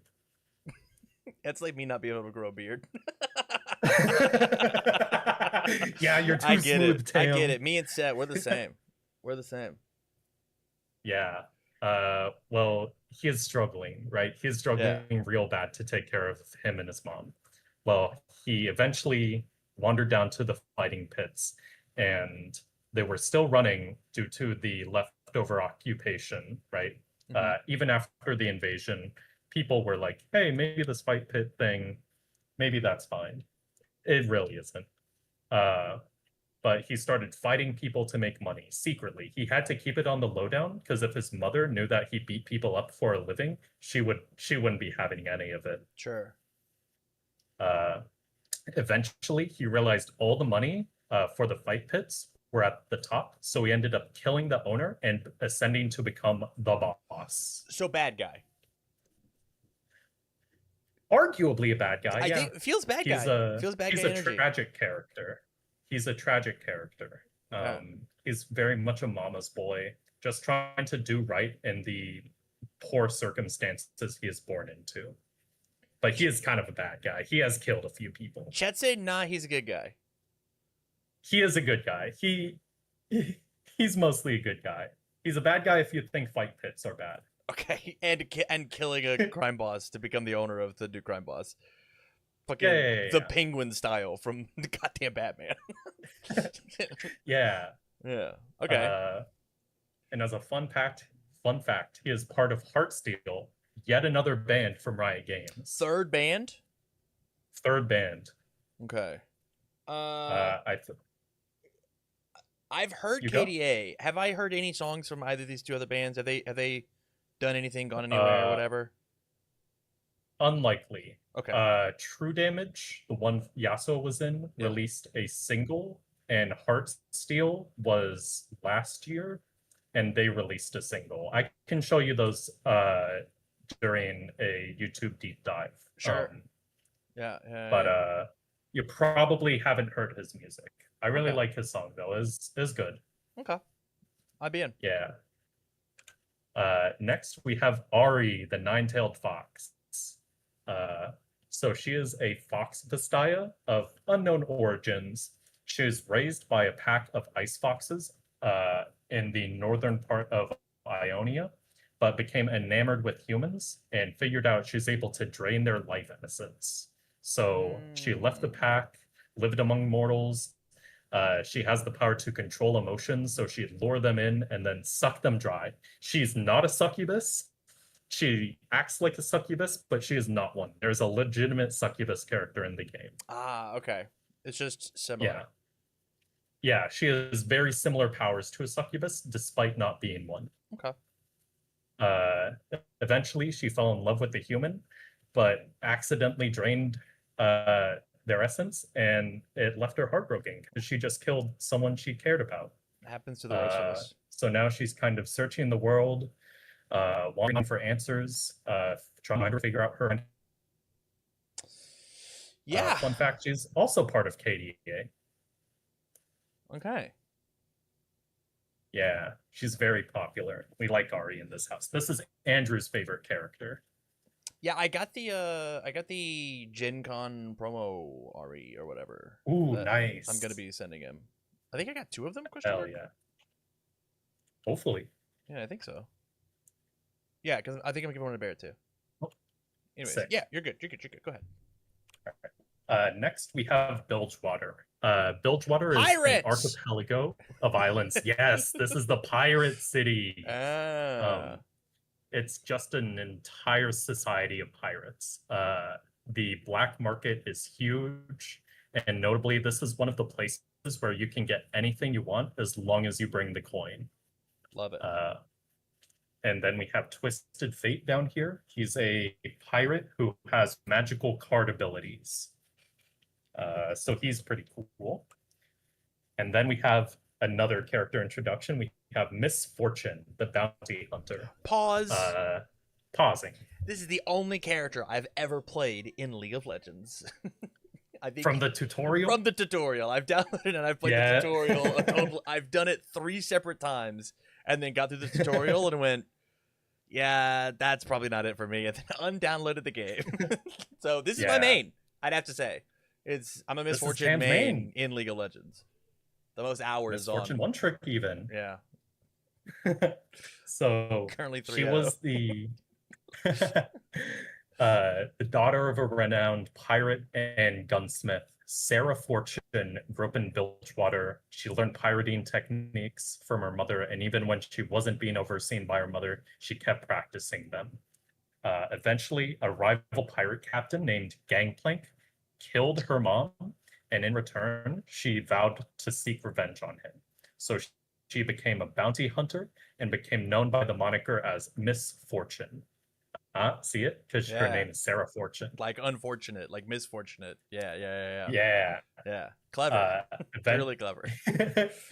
Eventually, she got her revenge on Gangplank, blowing up his ship and him along with it, and is now one of the most powerful pirate captains in Bilgewater. She has 2 guns named Shock and Awe, and shut up. she also has 23 whole skins in League of Legends. She has the most skins out of any character in League. And how many does Misplay have, do you think? He had 18 Lux skins. Misfortune really isn't his vibe. Maybe like a few lower, like 14 maybe. Sure, 14 is the lower number. I love that. but she is one of the faces of League, and she had to be in the set. She just had to be. Yeah, makes sense. Next, we won't be spending too much time on this, but there are the Shadow Isles. It was a once prosperous region, but a little oopsie whoopsie that we're not going to get into because none of the characters are introduced, caused the entire region to basically explode with dark undead power. And so it's now basically a hub of ghouls, ghosts, shadow monsters, and it is shrouded in the black mist, basically noxious soul-sucking mist. And it's just a bad time. It's like an entire haunted graveyard of a archipelago. Can we go all the way back to the map? Because I don't remember where this is. You're good. There it so is. Shadow Isles is down here at the bottom. And the Shadow Isles feel so far away from everybody else. Do they just only work with the is it Bilgewater? Bilgewater? Bilgewater? Yeah. Bilge. Do they only interact there, or because I can't imagine So, the Freylords. The only people living on the Shadow Isles are ghosts who are bound to the region. Okay. Yeah. It's one of those things where it's like, maybe if you're daring your friend to do something impossible, you'd be like, hey, I bet you can't go to the Shadow Isles and make it back alive. Right? Okay. So it's kind of set as its own little area. I'm sure they're going to do a whole set based on the Shadow Isles eventually. Love it. Next, we have Bandle City. So the void exists outside of dimensions, and Bandle City is kind of the same. It's an extra-dimensional city home to Yordles. Yordles are basically small, furry creature people. It's everywhere and nowhere. You can only access it through portals, and it isn't super important, but it does exist, right? Okay. Yeah. Specifically, it is home to Teemo. Do you like Teemo? I know somebody who likes Teemo. Teemo's a cutie pie. He looks cool. I've heard a lot of mixed opinions about cool. Teemo inside the game. In game, he's a little piece of shit, right? There it is. But outside of game, everyone loves him, right? He's a member of the Bandle Scouts, basically the Bandle City's military force. And one of the big things about Yordles is that they are immortal. Even if they die, their life essence will eventually coalesce back into their form. So they can't die. They just sometimes take really long naps when they die. Sure. Okay. It seems OP. Yeah. So he's been in the Bandle Scouts for as long as he can remember. He's caring and an ideal role model. His main task is just kind of exploring the world and giving out scout badges. He's like the Boy Scout leader, right? Yeah. I dig it. He's just kind of vibing, and he is another face of League, and he is also a known war criminal prior to Riot retconning his lore. Go on. Prior to the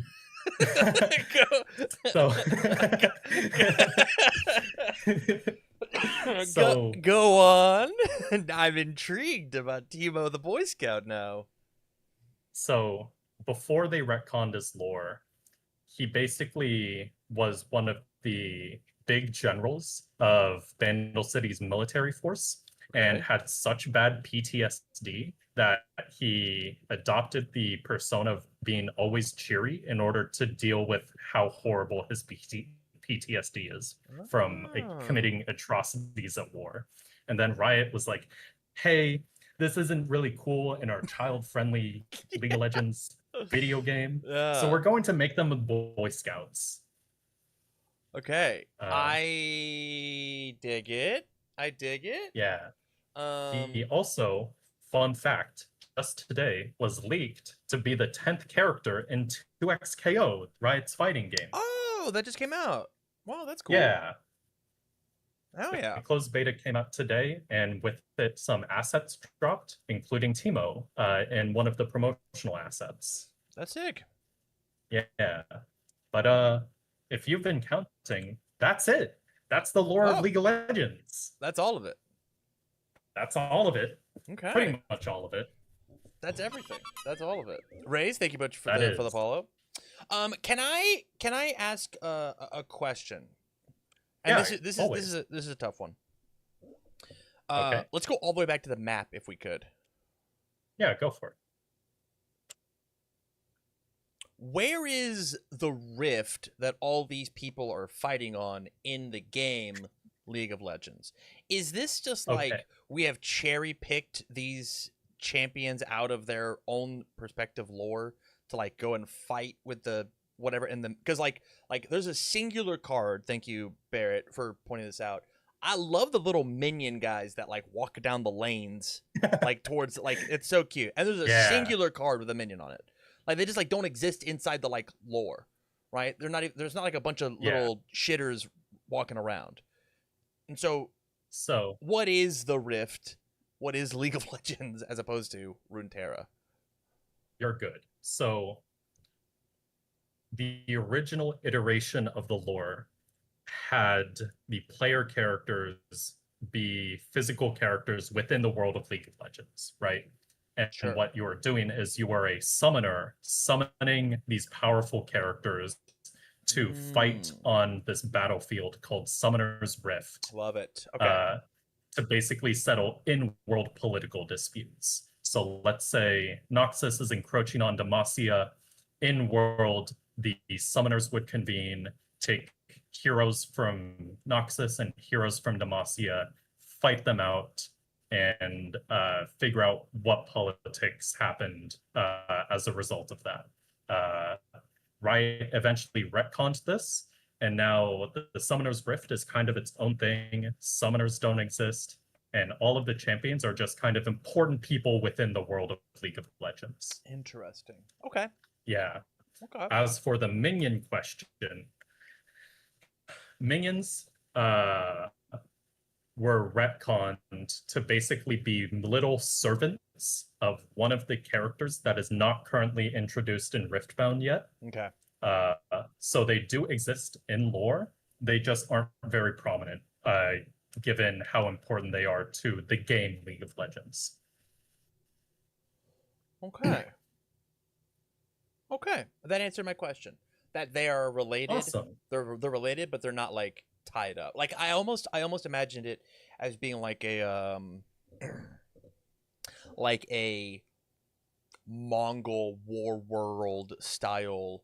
I'm gonna take all these DC heroes and pull them out and put them in like their own little Hunger Games type idea, and that's what we're doing on the Rift. And like it's just a world event that hasn't happened yet, or it happens every so often, and they all get put back or something like that. But like there's like two separate entities. It used to be closer to that with the summoners, but now there really isn't a in-canon explanation for the League of Legends. Okay. Yeah. Do you have any other questions? How much time you got for tonight? I got a bit more. Okay. What are you thinking? What I think I'm gonna do is I'm gonna scroll through the cards inside. I'm gonna share my screen so that chat can see. I'm gonna scroll through the cards, and we're gonna put together the puzzles that are on the cards from set. Sure. Yeah. I'm super down. All right. I will stop sharing my screen and wait for you to share yours then. Lovely. Here, there.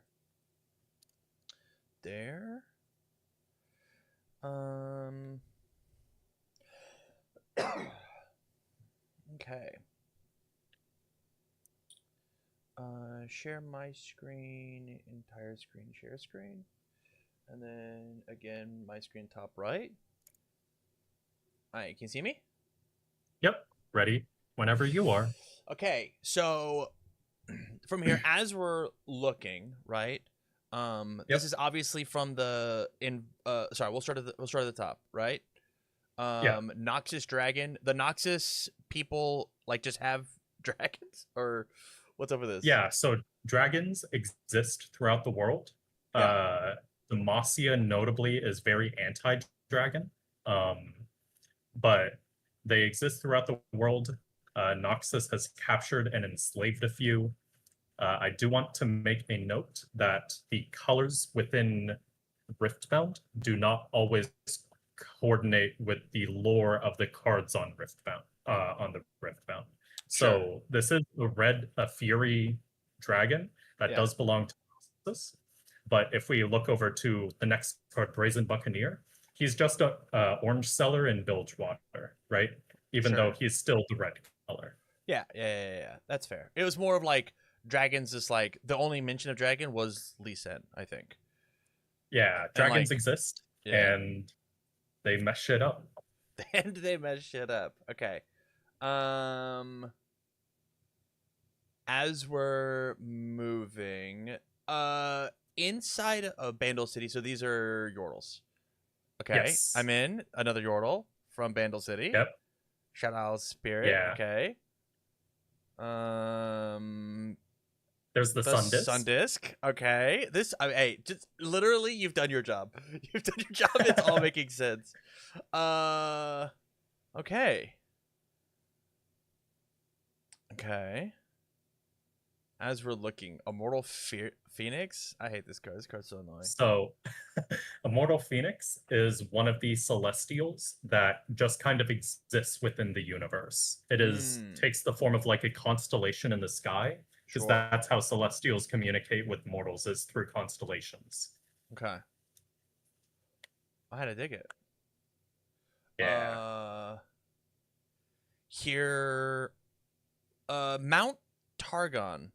That was the mountain that was pinched from the Pinched from the world and yes. dragged up. Yeah. And then here's the Solari people there. Love it. Okay.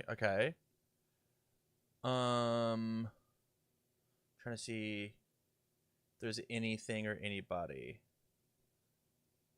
If I see something important, I'll try and bring it up.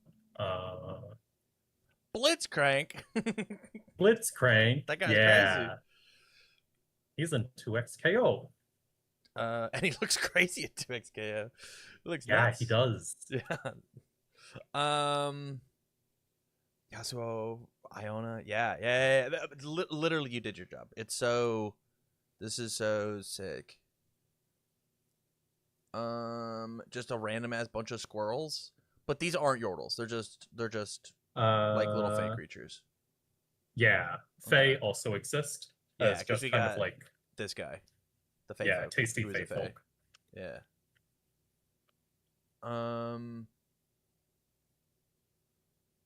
Watchful Sentry. Chat can't see it here.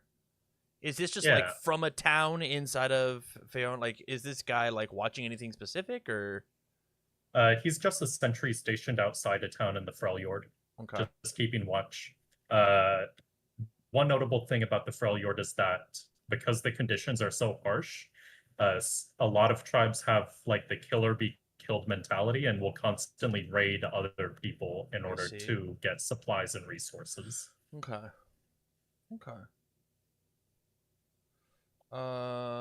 Ravenbloom student. Yeah. The mention of Ravenbloom that we had was a prison with Annie.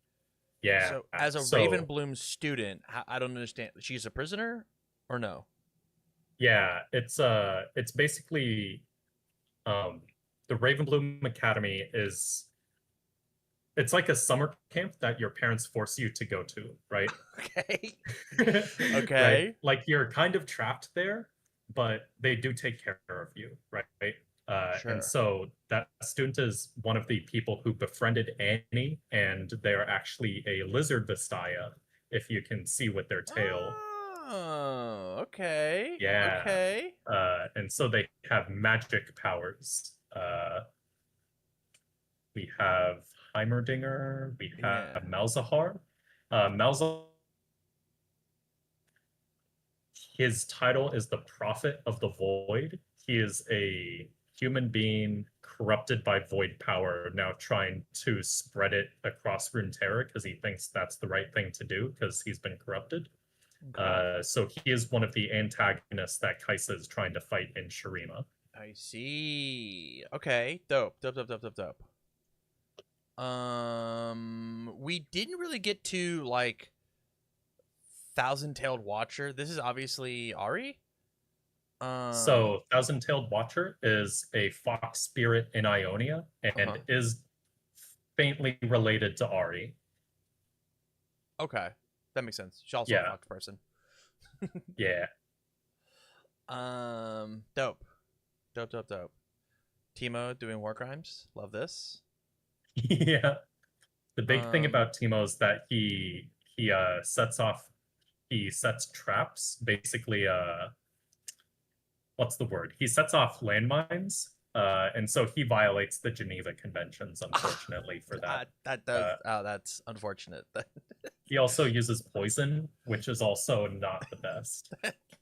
How cool! What a cool guy. Yep. Okay, we're looking. The arena bar. This is in Ionia, right? Yes. With Set. Yeah. I'm so in. Same thing with the pit rookie. Wait, but this is not there. This is a Is that different fighting ring. Bilgewater? Yeah, it's Bilgewater. Yeah, so Bilgewater, being a city of pirates, also has fighting rings, just for entertainment. Not related to Noxus, Sure. but they do also engage in a little friendly combat for fun. This is one of my favorite arts in the whole thing. It's so sick. Wildclaw Shaman, yeah.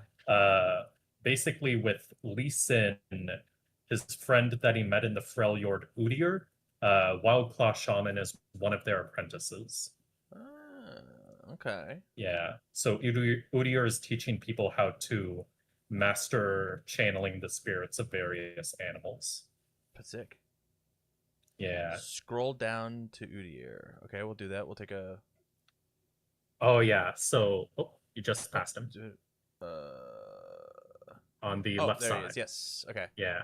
So one of Udyr's big things is that in game he swaps between 4 stances. He has tiger, turtle, bear, and phoenix. Okay. And so they often do this by giving him multiple abilities within games.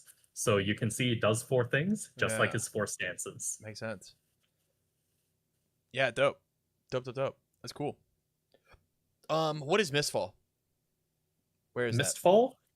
That is in Ionia. Okay. Basically, after the war, some of the battlefields were left tainted because Noxus used chemical weapons and just had weaponry discarded all around. And that is the scene of one of the places that was harmed by the Noxian invasion. Okay. I dig it.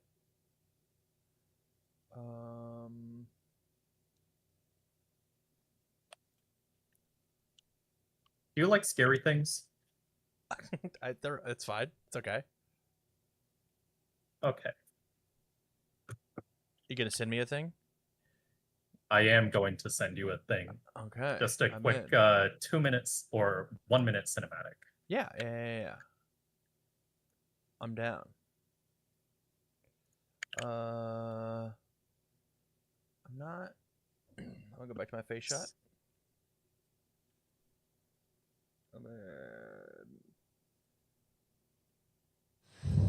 Okay, we're gonna do this.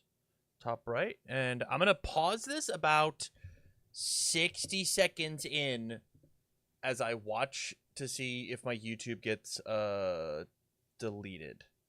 So Sure. we're gonna be careful with it. All right.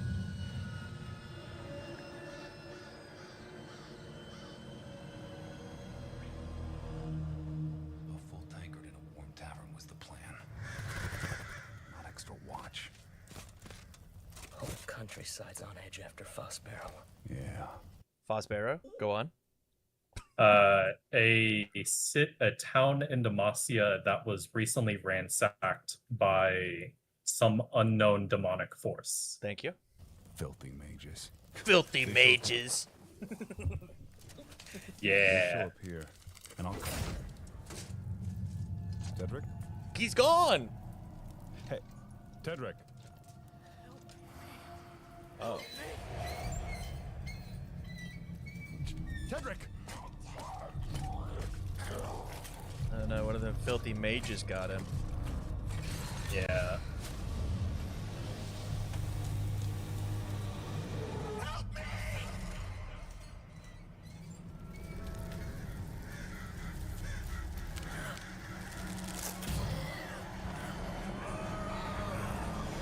I forgot to pause it. I was so enthralled. I forgot to pause it. Okay, sorry. We will continue from this point forward. Sorry, my concern for Tedric was so high that I forgot what was going on. We'll continue. You're good. Okay. That was Fiddlesticks. Okay. He is the demon of fear. So you Okay. know how spirits get their power from people worshiping or believing in them? Yeah. Fiddlesticks is one of the elder demons. He is the entire concept of fear, right? Okay. That's cool. So he is just a very powerful demon, just running around terrorizing Demacia. Huh. Okay. And he's not from the Shadow Isles. He is not from the Shadow Isles. Just existed. Yeah. Okay. Okay. Fiddlesticks is not a character so far in the game. No, he is not a character in Riftbound. You just wanted to show me a scary thing. Yeah. Okay. That's one of my favorite cinematics. That's fine. No, it was great. It was very cool. They actually have a reference to the cinematic right here. If you Vanguard look, helm, yeah. Vanguard helm. Hey, that guy lost his helmet. There it was. It was right there. That guy, when a buffed friendly unit dies, buff another guy. That guy died. That guy was dead as hell. That's hilarious. This is one of my favorite pieces of art in the whole thing. Look how big this dude is compared to this dude. This guy's tiny. Yeah. I can do this. So that is also known as the Arbiter of the Peak, basically a guardian deity spirit guarding the summit of Mount Targon against people looking to exploit its power. Okay.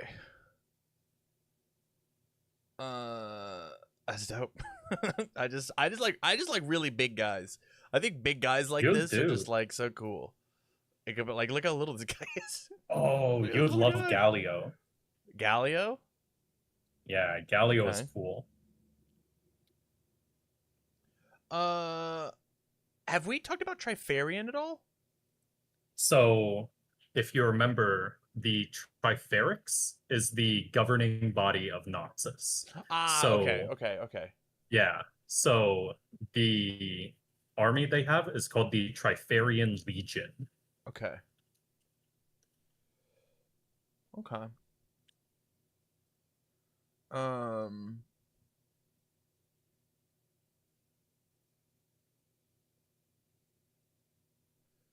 Yeah. Oh, we have Shen. Shen is one of the leaders of the Kinku clan, one of the powerful clans within Ionia. And is kind of like a ninja bodyguard. He has magical powers. He can teleport to people to save them. And he has a spirit sword that he uses to fight people with. Okay. I think this guy's fucked up in the game. I think this guy's messed up. He just puts a body on the board. It's crazy. Oh, he is pretty good. Yeah. Yeah. That guy. I need to learn to play Riftbound still. It's fun. It's a fun one. I'm so shocked that you're not just like, as a card game player, just like infatuated with like jumping in so incredibly high. Yeah, I'm surprised as well. The slam dunk. I think I'm kind of waiting. Yeah, the dunk, right, the hot dog style. Choose a unit, kill it anytime it takes damage. If you played a second card this turn, or another card this turn, just kill it now. That's dope. Yeah. It's messed up. Yeah. It's messed up. Okay.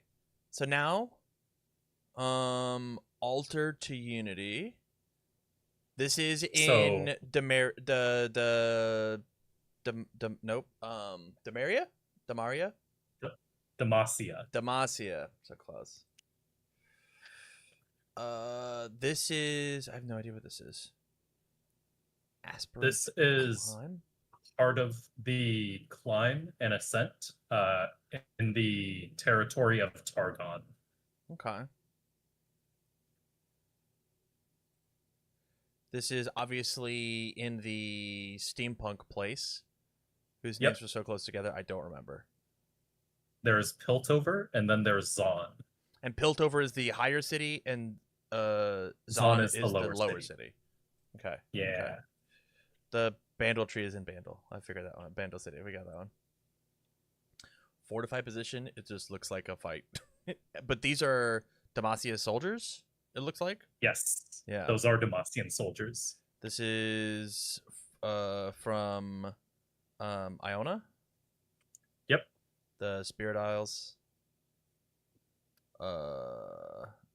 This is from Monastery of Hirana, which is yeah. notably the place where Lee Sin fought off the Noxian invaders. Okay. This is where So he that's becomes why blind. it's pretty good with him. Yeah. Okay. Navori fighting pit. This is So Set's this fighting is pit. one of one of when you the hold here buff fighting a unit. pits. Yeah. Love it. Yeah, that's dope. Okay, I'm in. Obelisk of Power. This is obviously in the Frail Yorn. This is actually in Shurima. There were What? some cultists trying to basically resurrect one of the old Shuriman Ascended, effectively. Okay. And they use blue lightning magic to denote that. So even though it looks blue, it is not part of the Freljord. Okay. This is in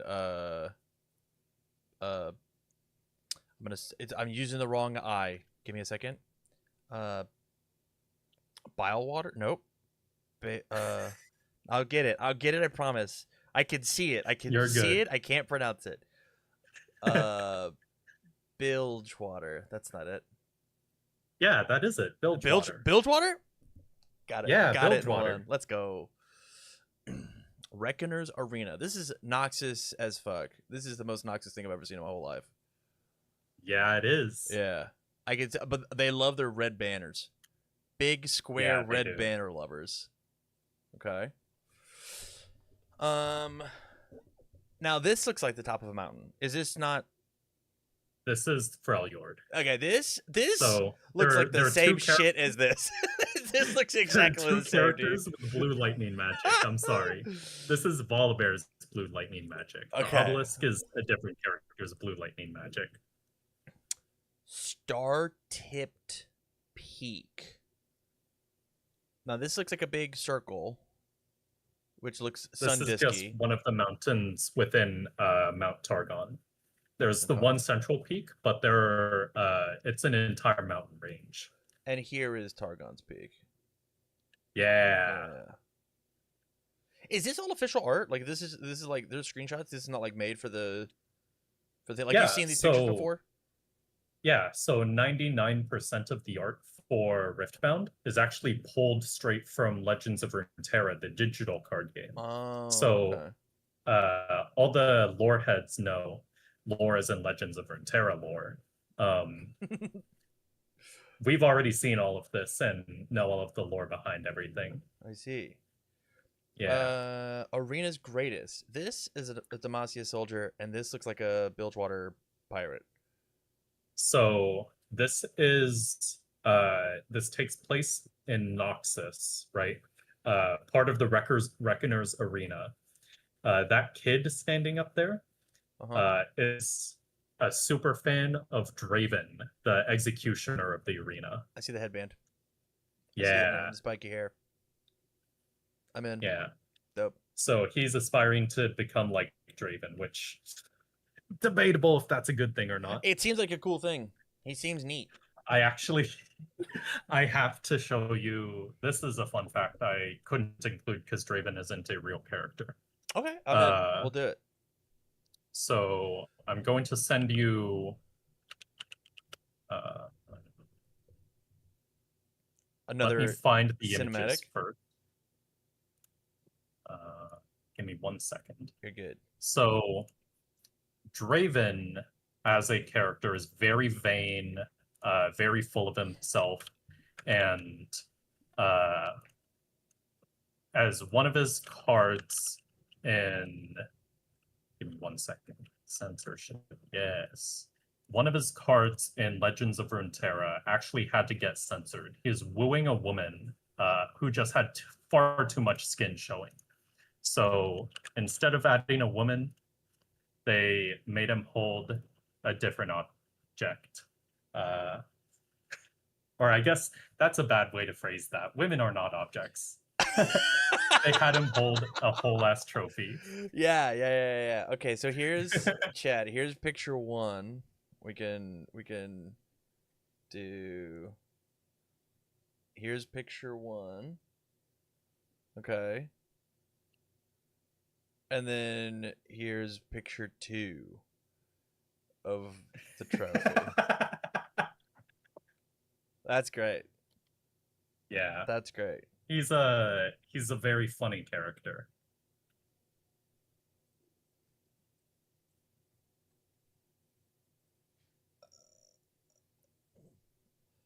Huh. Pippa, this has been awesome. I feel like I actually understand what the hell's going on now, which is dope. Good. I'm Yeah. glad. Yeah, I'm yeah, super yeah, glad. yeah. That's the goal. Here's the demon And bear. now, Yeah. yeah. So that's Yeah. part of why Annie has a signature unit instead of a spell, is because she's bonded with a demon. Right. Bear hug.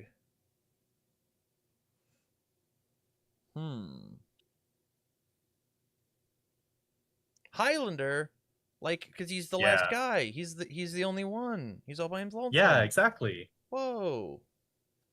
I get it. Now hold on. As we look at this should be pissing this guy right the hell off, right? So, Darius got to be like, this- "Yo, bitch, what the fuck is this going on part- over here?" specifically was from an alternate universe version of Lux, where she was able to use her magic powers and inspire her fellow Demacian troops instead of being outcast due to her magic. I see. Yeah. I see. Okay. Okay. Okay. Pippa, this has been so dope. I really, really appreciate it. I feel like I know what's going on. I know what's Awesome. happening when I'm playing all these set 1 cards. I see it and I feel it now. It's dope.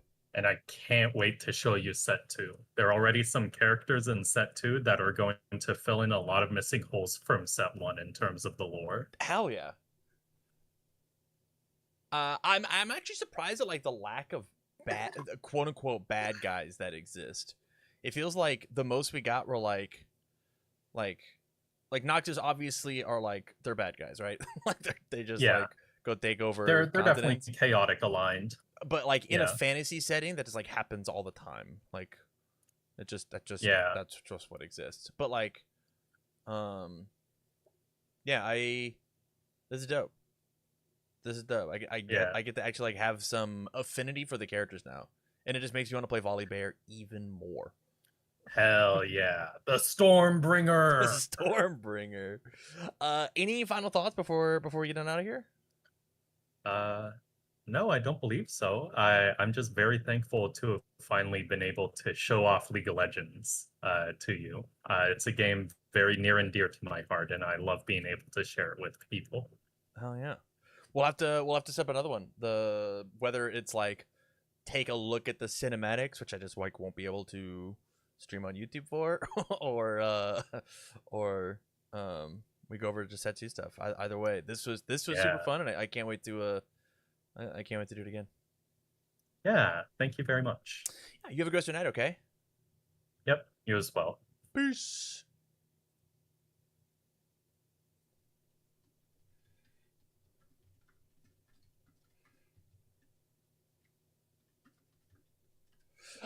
Chat. That was a good 2-hour stream. Holy cow, that was a blast. That was so much fun. I thoroughly I enjoyed myself. I learned a lot. And I'm bummed that I'm liking the lore a lot. I couldn't see things to like make fun of it, you know? Like it seems like well thought out. And even in set 1 as I'm like still looking, we are going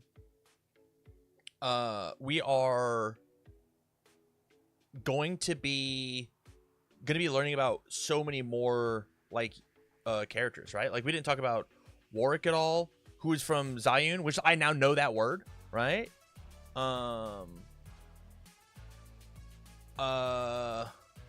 Let's see more. We talked about Ivania, who's a champion unit. You can play the big ass bird in the game. That's funny.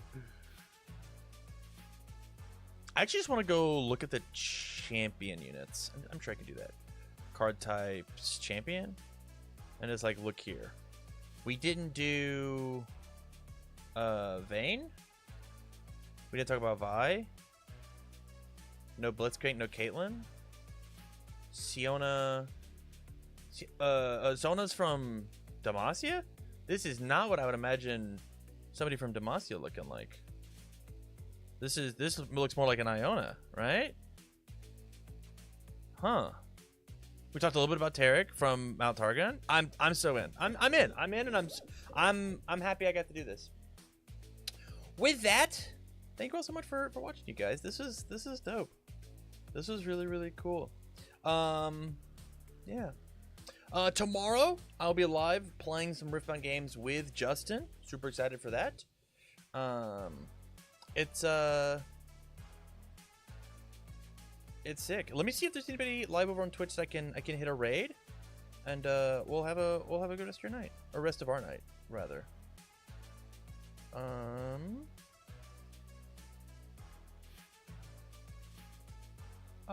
Let me ship it over to Brody, because I don't think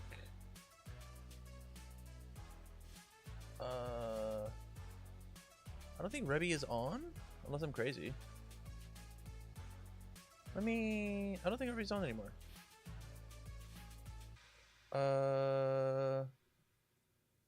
Well, dip. Raid channel.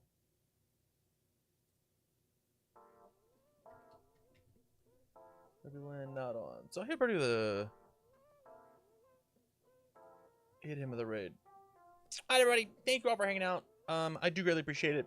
Enjoy Brody one with some Final Fantasy content. We'll catch you guys all tomorrow. Bye, everybody.